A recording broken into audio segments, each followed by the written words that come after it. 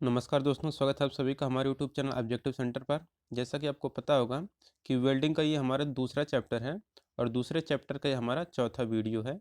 तो जिन लोगों ने पिछला वीडियो नहीं देखा है वो लोग क्या करें कि डिस्क्रिप्शन बॉक्स में जाएं, वहाँ पर हमने एक लिंक दिया है पूरे प्लेलिस्ट का। तो उस प्लेलिस्ट पर क्लिक करके आप अपना पिछला वीडियो ज़रूर देख पाएंगे। चलिए शुरू करते हैं उसी के आगे का क्वेश्चन। 101 नंबर का क्वेश्चन है, इलेक्ट्रॉन का आवेश है। तो देखिए, जो इलेक्ट्रॉन का आवेश होता है यह होता है 1.6 गुणे 10⁻⁻19 कूलाम के बराबर होता है। और इलेक्ट्रॉन की जो खोज की थी वह जे थॉमसन ने की थी और यह एक प्रकार का ऋणावेशित कण होता है। और आपको यह भी बता दें कि जो इलेक्ट्रॉन का द्रव्यमान होता है यह हाइड्रोजन के द्रव्यमान का 1/1837वें भाग के बराबर होता है। 102 नंबर क्वेश्चन है, विद्युत आवेश की इकाई क्या होता है? Coulomb, newton, farad, metre. तो विद्युत आवेश की जो इकाई होती है वह कूलाम होता है। कूलाम होता है विद्युत आवेश का। न्यूटन होता है यह भार का होता है। मीटर आपका दूरी का होता है। यह हमारा भेल टेक्नीशियन बी में आया हुआ क्वेश्चन था। इलेक्ट्रॉन में होता है ऋणात्मक आवेश, धनात्मक आवेश, आवेश रहित, डी है यह सभी। तो आपको पता होगा कि जो इलेक्ट्रॉन होता है वह ऋणावेशित होता है, प्रोटॉन आपका धनावेशित होता है और जो न्यूट्रॉन होता है यह आवेश रहित होता है। ये हमारा इंडियन ऑर्डिनेंस फैक्ट्री इटारसी में आया हुआ क्वेश्चन था। ये देखिए हमारा रेलवे में आया हुआ क्वेश्चन है कि प्रोटॉन में होता है। तो देखिए, जो प्रोटॉन होता है यह धनात्मक होता है, धनात्मक आवेश। ऋणावेश इलेक्ट्रॉन पर होता है, आवेश रहित आपका न्यूट्रॉन होता है। तो ये हो गया हमारा क्वेश्चन। अब पांचवा है, चालक का वह गुण जो धारा के बहने में सहायक होता है क्या कहलाता है? चालकता, प्रवेश्यता। तो देखिए, चालक का वह गुण जो धारा के बहने में सहायक होता है वह हमारा चालकता कहलाता है। तो यहाँ पर हमारा ए आंसर करेक्ट हो जाएगा। चालक में इलेक्ट्रॉन मुक्त अवस्था में पाए जाते हैं जिसके कारण चालक में विद्युत धारा प्रवाहित होती है।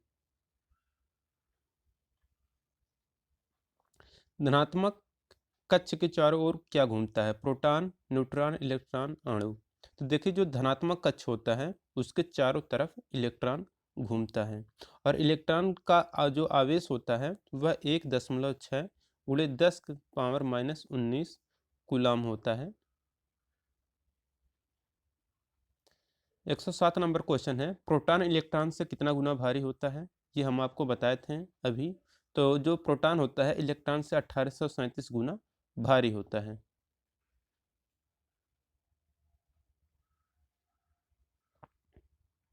अब है 108 नंबर क्वेश्चन, धातुओं की बाहरी कक्षा में स्वतंत्र रूप से क्या रहते हैं? प्रोटॉन, न्यूट्रॉन, इलेक्ट्रॉन, इनमें से कोई नहीं। ये हमारे UP triple S assistant boring technician में आया हुआ क्वेश्चन है। तो यह क्वेश्चन जो है, धातुओं की बाहरी कक्षा में जो रहता है वह इलेक्ट्रॉन स्वतंत्र रूप से रहता है। तो यहाँ पर हमारा सी आंसर करेक्ट हो जाएगा। 109 नंबर क्वेश्चन है कि विद्युत ट्रांसमिशन में किस प्रकार का करंट यूज किया जाता है? डीसी करंट, एसी करंट या और भी दोनों, इनमें से कोई नहीं। तो विद्युत ट्रांसमिशन में डीसी यूज किया जाता है या एसी या फिर दोनों, ये आपका क्वेश्चन है। तो इसमें हम लोग एसी यूज करते हैं। तो विद्युत ट्रांसमिशन में अल्टरनेटिंग करंट यूज हम लोग करते हैं। यह भी हमारा रेलवे में वो क्वेश्चन था। ये देखिए, इंडियन ऑर्डिनेंस फैक्ट्री में आया 2013 में आया हुआ क्वेश्चन है।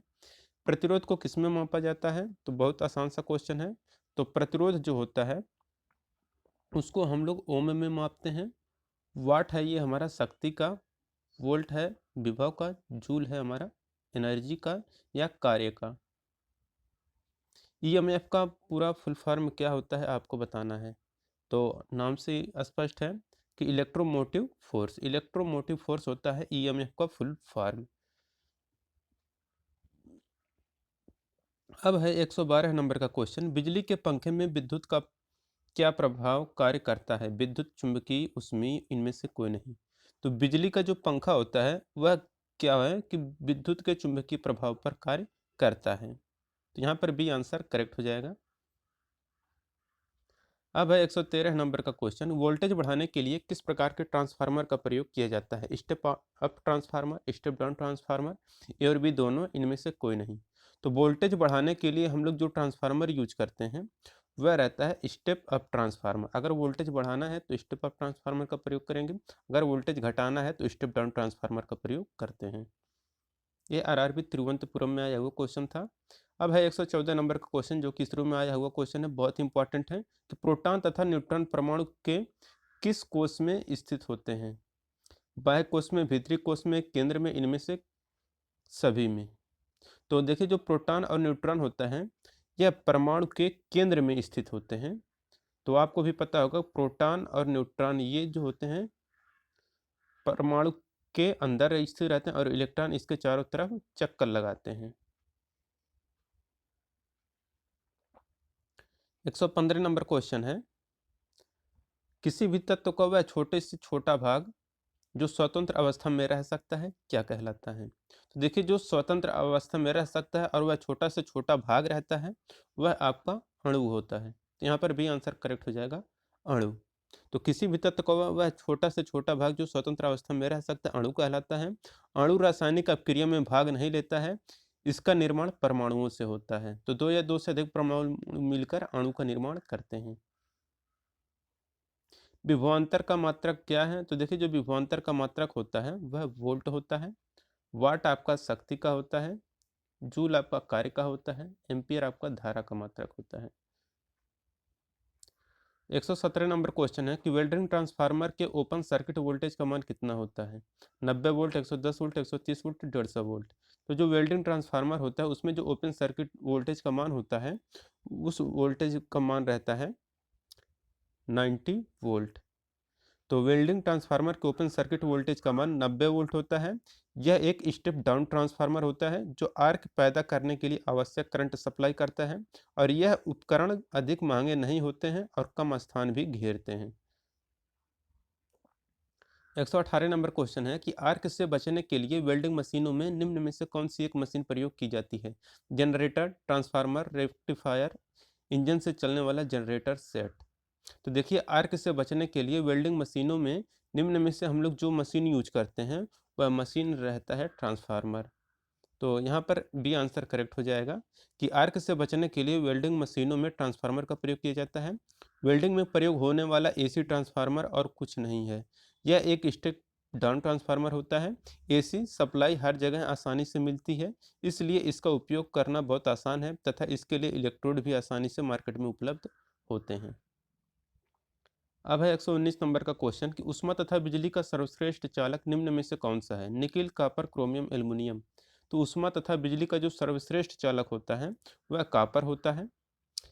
कॉपर मानव द्वारा सर्वप्रथम खोजा गया व उपयोग किया गया धातु है, और जो इसका परमाणु क्रमांक होता है वह 29 होता है, और क्वथनांक जो होता है यह लगभग 2300 डिग्री सेल्सियस होता है, और जो गलनांक होता है यह लगभग आपका 1100 डिग्री सेल्सियस होता है। और अगर इसके विशिष्ट गुरुत्व की बात करें तो 8.95 इसका विशिष्ट गुरुत्व होता है। तो ये सब आपके लिए बहुत इंपॉर्टेंट था जिसे हम लोगों ने पढ़ा। 120 नंबर का क्वेश्चन है कि एक सर्किट में बहने वाली विद्युत धारा को किससे प्रदर्शित किया जाता है? वोल्ट, एम्पियर, ओम, फैराडे। तो एक सर्किट में जो बहने वाली विद्युत धारा होती है उससे हम लोग प्रदर्शित करते हैं एम्पियर में। तो धारा को हम लोग एम्पियर में प्रदर्शित करते हैं, विभव को वोल्ट में या विभवांतर को वोल्ट में, ओम होता है आपका प्रतिरोध, फैराडे हो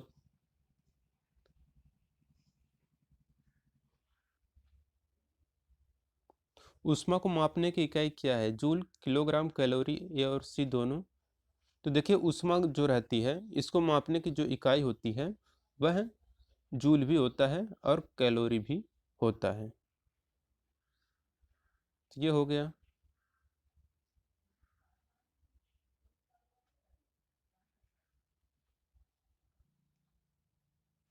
अब 122 नंबर क्वेश्चन है, एक सर्किट में विद्युत धारा जिस परिपथ में अनवरत रूप से बहती है उसे हम लोग क्या कहते हैं?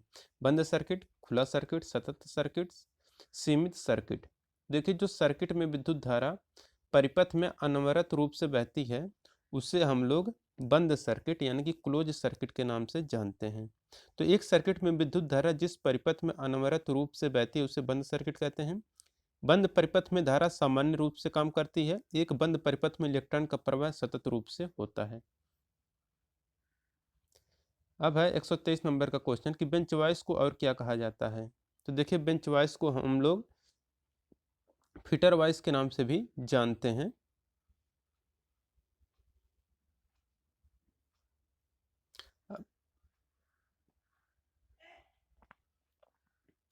अब 124 नंबर का क्वेश्चन है, ऊष्मा स्रोत और बहुत अधिक दबाव को जोड़ने वाली वेल्डिंग प्रक्रिया को क्या कहते हैं? Forge welding, electron beam welding, thermit welding, induction welding. तो ऊष्मा स्रोत और बहुत अधिक दबाव को जोड़ने वाली वेल्डिंग प्रक्रिया को हम लोग कहते हैं फोर्ज वेल्डिंग। तो ऊष्मा स्रोत और बहुत अधिक दबाव को जोड़ने वाली वेल्डिंग फोर्ज वेल्डिंग कहलाती है। इसे सॉलिड फेज वेल्डिंग भी कहते हैं।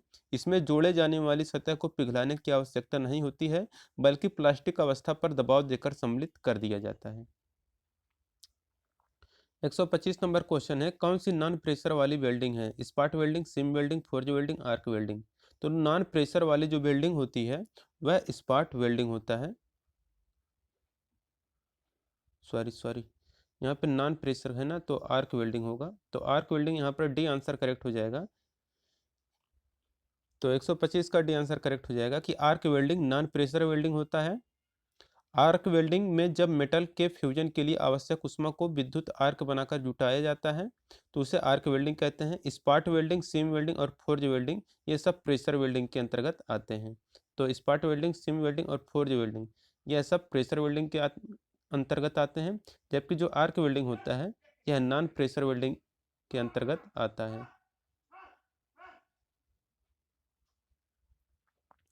अब 126 नंबर क्वेश्चन है, कौन सी फ्यूजन वेल्डिंग है? Spot welding, seam welding, butt welding, gas welding. तो देखिए जो फ्यूजन वेल्डिंग होता है यह होता है हमारा गैस वेल्डिंग। गैस वेल्डिंग हमारा फ्यूजन वेल्डिंग होता है। जब दो कार्यखंडों को जोड़ने के लिए उनकी सतह को पिघलाने के लिए आवश्यक ऊष्मा ईंधन गैसों को जलाकर प्राप्त की जाती है तो उसे हम लोग गैस वेल्डिंग कहते हैं। ईंधन गैस को जलाने के लिए ऑक्सीजन का प्रयोग किया जाता है और ईंधन गैस के रूप में हम लोग एसिटिलीन गैस सबसे ज़्यादा उपयोग करते हैं। और जो स्पॉट वेल्डिंग है, सीम वेल्डिंग है और बट वेल्डिंग है, यह नॉन फ्यूजन वेल्डिंग होता है। 127 नंबर क्वेश्चन है, एक विशेष वेल्डिंग प्रक्रिया का चुनाव निर्भर करता है कार्य के पदार्थ पर, उपकरणों की उपलब्धता पर, आवश्यक गुणवत्ता पर या सभी पर। तो एक विशेष वेल्डिंग प्रक्रिया का जो चुनाव निर्भर किया जाता है वह कार्य के पदार्थ पर भी निर्भर किया जाता है, उपकरणों की उपलब्धता पर भी निर्भर करता है और आवश्यक गुणवत्ता पर भी निर्भर करता है। तो यहाँ पर डी आंसर करेक्ट हो जाएगा, उपरोक्त सभी।